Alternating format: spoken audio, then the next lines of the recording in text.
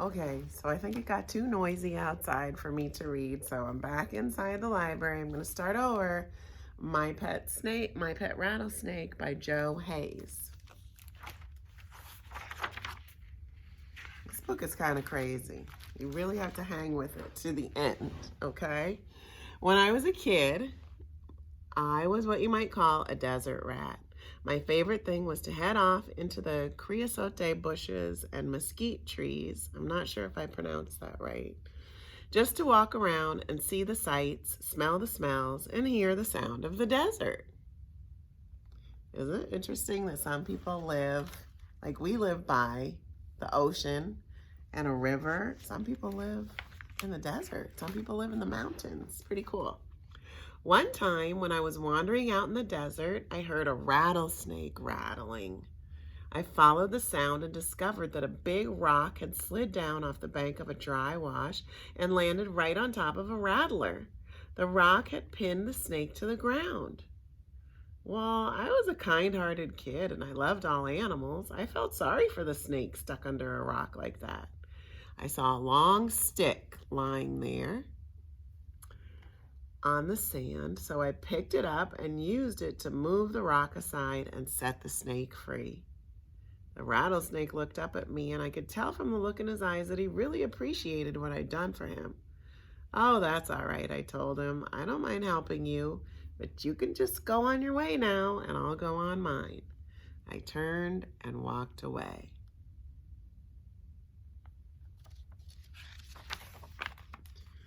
I had taken about 10 steps when I happened to look behind me, and what do you suppose I saw? The rattlesnake was following me. I told him, "You can't follow me. I have to go home. Go on, get on your way."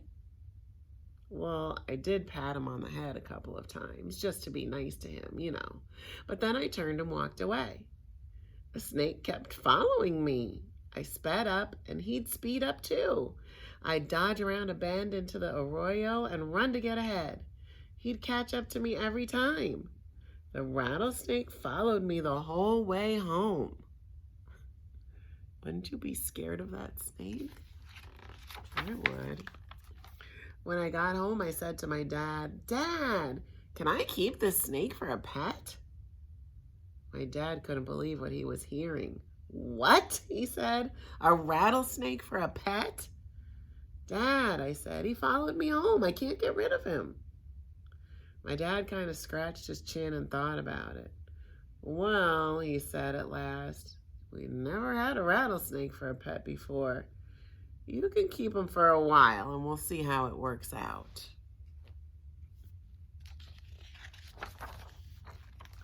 I kept that snake for a pet, and he turned out to be the nicest little pal you ever seen. He would tag along and follow me everywhere I went. Every night he'd sleep right at the foot of my bed. I'd wake in the morning and wiggle my toes under the covers, and he'd nip at them playfully.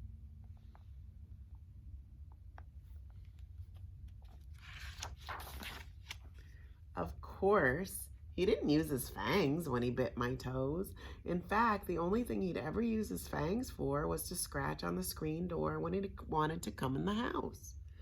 But that caused a problem.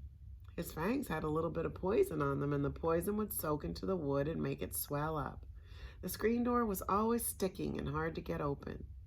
My dad would have to take a plane and shave off the edge of the door, but then it would swell up some more and start to stick again. Kind of made my dad mad. See that poison coming out? Yikes. There's his rattle too. The other problem was that the neighbors were not very happy about having a rattlesnake living on the street.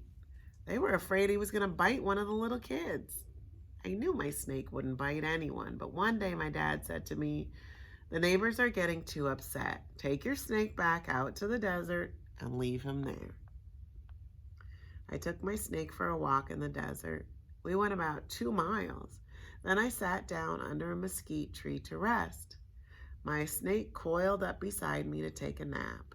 As soon as he fell asleep, I jumped up and ran home.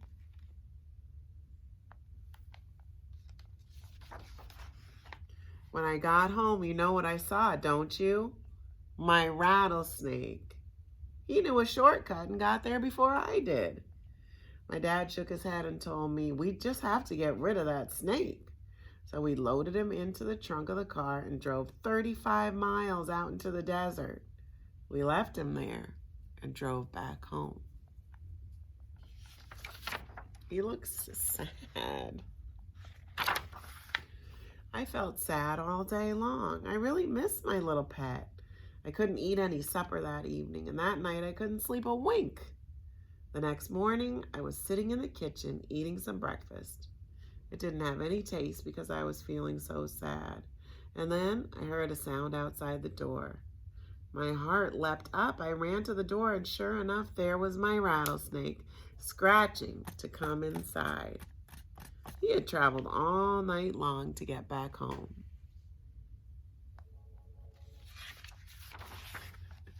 My dad said, if this snake is going to travel 35 miles just to live here with us, we're going to keep him. I don't care what the neighbors have to say about it. And my dad's decision turned out to be a very good one. Only about 3 weeks later, I woke up in the middle of the night and heard my snake rattling. I ran and got my dad out of bed. He took a flashlight and went looking around the house.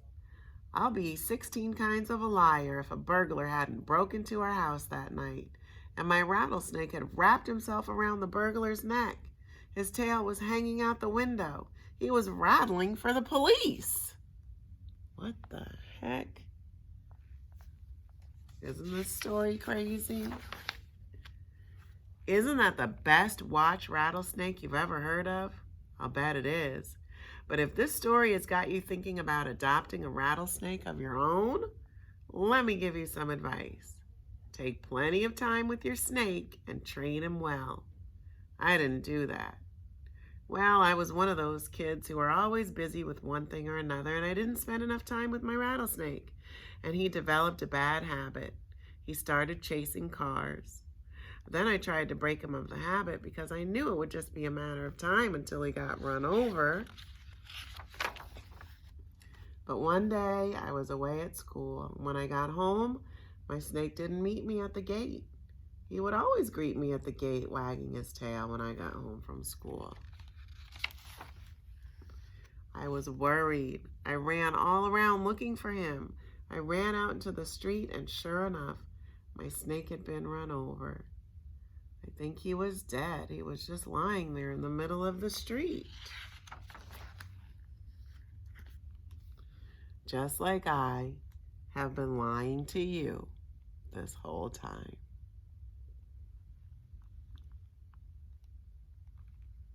That whole entire story was a lie. It was just a story. He never had a pet rattlesnake because that is not a good idea. Rattlesnakes are poisonous. I told you have to hang in with the story for the whole entire time. It was just too out there to be true, right? Right. So listen, I'm going to get a craft ready for us, a snake craft, because we're going to stick with this theme. And maybe I'll see if I can find a real snake out there. Let's see.